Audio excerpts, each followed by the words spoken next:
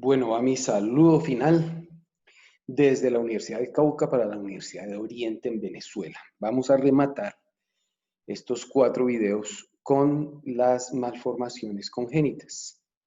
Recuerde que nosotros debemos de estudiar esto no solamente por saber de la embriología, sino la aplicación clínica que este asunto tiene. Les comparto aquí una revisión de las estadísticas de la tasa de incidencia de malformaciones congénitas en la ciudad de Bogotá, pero las estadísticas se pueden proyectar a toda la nación colombiana de manera similar. Encontramos aquí el principal defecto en el desarrollo de enfermedades congénitas en el corazón. Tenemos, como en todo el mundo, la comunicación interventricular, la cual constituye el 16% de todas las malformaciones. Lastimosamente, pues hay cardiopatías no especificadas, que son casi una cuarta parte de las mismas. La comunicación interauricular está en alrededor de 11% de los casos. Y pueden revisar las anomalías y miren que la clásica que uno quiere revisar, la tetralogía de Fallot, está solamente en un 2.77% de los casos eh, que se estudiaron. La tasa de prevalencia por 10.000 nacidos vivos está, pues la de mayor incidencia identificadas está en 2.5 por 10.000 nacidos vivos. Pero entre todas las alteraciones de cardiopatías congénitas, tenemos que en Colombia tenemos alrededor de 15.1 nacidos vivos con alteraciones de malformaciones congénitas por cada 10.000 nacidos vivos. Si nosotros proyectamos las estadísticas a países como Bolivia, que es 6 niños por cada 10.000 nacidos vivos, y en Brasil 90 casos por cada 10.000 nacidos vivos, pues lo que hay que considerar ahí es la posibilidad de estudios de imagenología diagnóstica, ecografía, ecocardiografía, necropsias que se hagan, ¿sí? Todo eso influye para que las estadísticas puedan ser de pronto un poco más pobres en Bolivia y mucho más generosas en Brasil, y nosotros en un punto intermedio posiblemente. Entonces vamos a clasificar las enfermedades congénitas como no cianosantes y las cianosantes. Dentro de las cianosantes podemos encontrar enfermedades con un alto fluido pulmonar, como vemos el defecto del septo atrial, el defecto del septo ventricular, el conducto arterioso persistente y el canal atrioventricular. O puede haber también una obstrucción al fluido vascular desde los ventrículos, como en el caso de la coartación de la aorta, de la estenosis aórtica o de la estenosis pulmonar. Y definitivamente las enfermedades cianosantes se pueden clasificar como enfermedades de bajo fluido al lecho vascular pulmonar, como la tetralogía de Fallot y la atresia tricuspide. Y las de flujo vascular mixto, como la transposición de los grandes vasos, el retorno, el retorno venoso pulmonar anómalo total, el tronco arterioso y la hipoplasia del corazón izquierdo. Son definitivamente enfermedades cianosantes. Entonces, empecemos a ver de pronto la más frecuente de todas, que logra ser casi un 25% de las ocasiones, es el defecto en el septo ventricular. Aquí, ¿qué ha sucedido? Muy posiblemente el septo aórtico pulmonar. Ese septo aórtico pulmonar posiblemente no migró para encontrarse con el septo interventricular en su porción muscular, que es lo que hacía el septum inferius. Al haber ese defecto, entonces, pues va a permanecer esa comunicación entre los dos ventrículos. Afortunadamente, pues se espera con el control ecocardiográfico que casi en la mitad de los niños que nacen con la alteración pueda cerrárseles espontáneamente porque seguiría el crecimiento de ese septo en su porción membranosa para aislar los dos lados del corazón. Habitualmente, pues es una alteración que aparece principalmente en niños varones y es una condición cianosante, como lo podemos ver aquí. Esta es una causa de disnea en niños y una causa muy, muy importante sobre lo que es la falla cardíaca en pediatría. El otro efecto es en el septo interatrial, donde vemos que casi una décima parte de las causas de las enfermedades congénitas cardíacas es producida por esta condición y vemos que es principalmente desarrollada en niñas. En los niños, esta es la región más frecuente de efecto, en las niñas sería este. ¿Qué pasó aquí? Que la formación del septum secundum no progresó de manera suficiente o se retrajo mucho el desarrollo de la válvula de la fosa oval. Entonces, cuando nace el niño, no se cierra, no se proyecta esta válvula de la fosa oval y queda permeable con la comunicación interatrial. Recuerden que el conducto de Botalo o conducto arterioso, él llevaba la sangre en la vida fetal desde el tronco pulmonar hasta el callado de la aorta porque los vasos pulmonares, las arterias pulmonares no eran funcionales. Entonces, cuando está la persistencia del conducto arterioso, recuerden que el lado izquierdo del corazón tiene mayor presión, entonces si el conducto permanece permeable, entonces él va a generar un aumento, un flujo de sangre oxigenada hacia la sangre del tronco pulmonar y habría pues un desgaste en el esfuerzo. Habitualmente no es una enfermedad cianosante, sino que los niños con la actividad física pueden pues tener alguna dificultad y no soportar fácilmente el ejercicio. Es una condición muy frecuente en recién nacidos pretérmino, es decir, antes de las 36 semanas de vida intrauterina y es más frecuente en niñas. Esta persistencia del conducto arterioso puede desaparecer espontáneamente, a veces se pueden dar medicamentos antiinflamatorios que ayudan al cierre o definitivamente en algunas ocasiones necesita cierre quirúrgico. La famosa tetralogía de Fallot, son 4 alteraciones de las cuales estamos viendo 3 aquí y la otra es la hipertrofia del ventrículo derecho. Vamos a ver por qué. En el septo en el septo aórtico pulmonar, cuando él no migra de manera simétrica, sino que se orienta más hacia a dejar que se desarrolle con mayor volumen la aorta y que dejaría al tronco pulmonar más estrecho.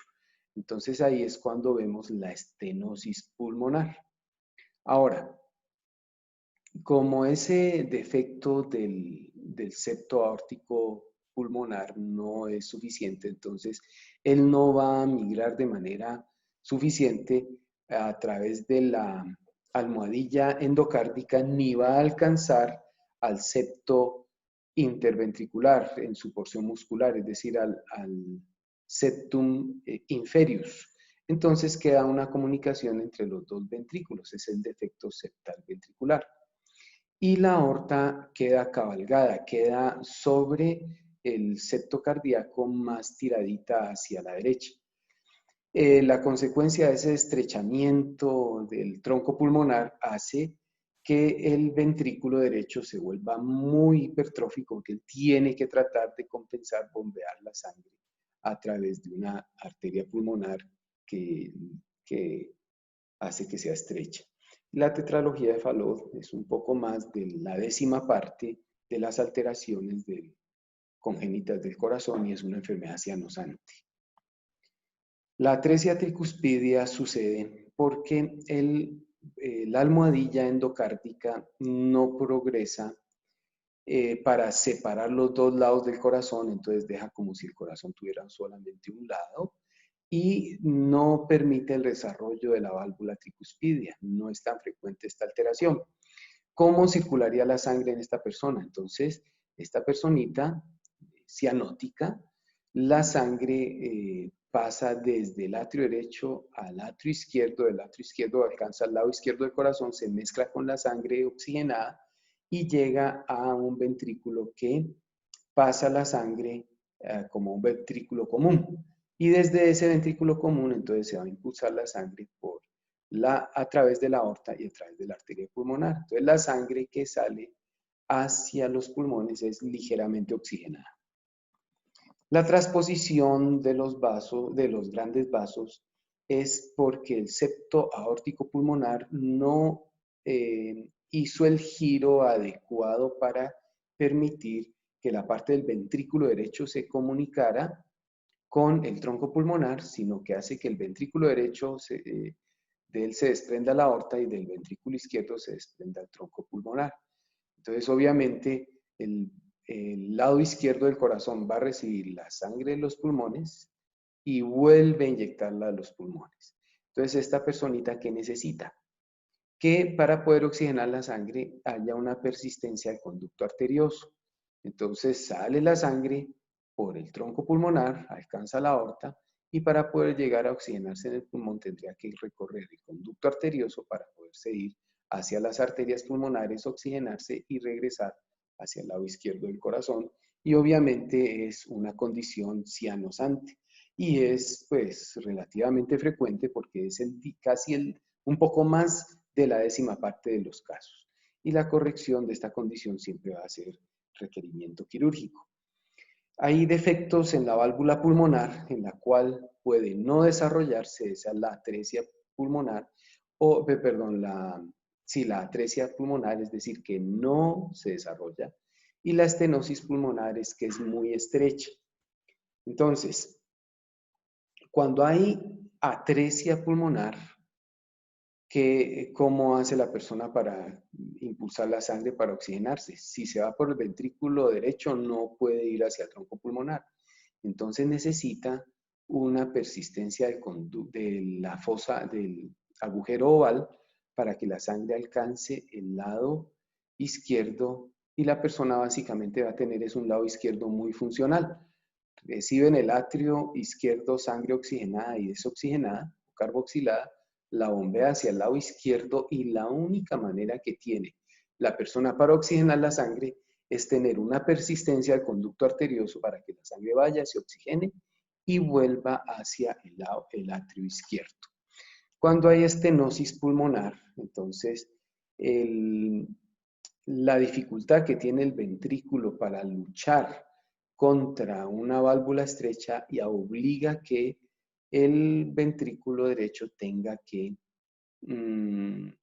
pues, hipertrofiarse, volverse muy fornido para poder superar este estrechamiento que hay aquí. Y muy seguramente, pues, eso va a producir un soplo sistólico, un soplo de inyección, que es un soplo de tono alto. En el lado izquierdo del corazón vemos aquí que no hay ningún problema. Y miren que puede ser más o menos también un 10% de las alteraciones.